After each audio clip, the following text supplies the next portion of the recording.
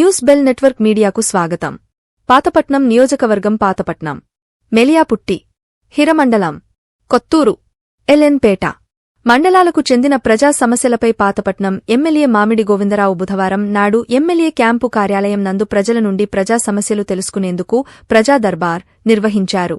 పాతపట్నం నియోజకవర్గం రాజకీయ చరిత్రలో తొలిసారిగా ఎమ్మెల్యే ఎన్జీఆర్ ఈ కార్యక్రమం నిర్వహించడం పట్ల అన్ని వర్గాల ప్రజలు పార్టీలకు అతీతంగా పార్టీ రహితముగా ప్రజా దర్బార్ నిర్వహించడం పట్ల ప్రజల నుండి హర్షాది రేఖలు వచ్చాయి.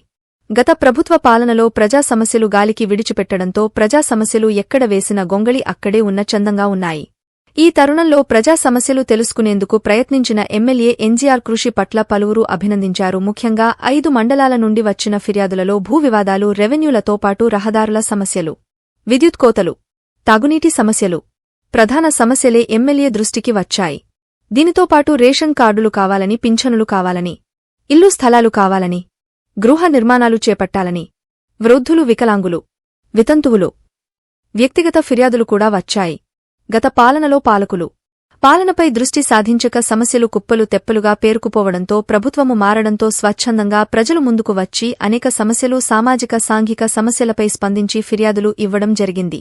ఆయా శాఖలకు సంబంధించిన అధికారులు 5 మండలాల నుండి ప్రజా దర్బార్ కు హాజరై ఆయా వినతులు అందుకోవడంతో నాటి జన్మభూమి కార్యక్రమాలు, మాజీ ముఖ్యమంత్రి, తెలుగుదేశం వ్యవస్థాపకులు స్వర్గీయ ఎన్టీఆర్ మొట్టమొదటిసారిగా ప్రజల వద్దకు పాలన జ్ఞాపకము వస్తుందని నేడు ఎన్జీఆర్ నిర్వహించిన ప్రజాదర్బార్ కార్యక్రమాన్ని పచ్చ శోభ, తెలుగుదేశం పూర్వ వైభవము కనబడడంతో టీడీపీ కార్యకర్తలు, అభిమానులు జోష్ పెరిగింది. కూటమి పాలనలో భాగముగా బీజేపీ, జనసేన నాయకులు కూడా పాల్గొనడం జరిగినది.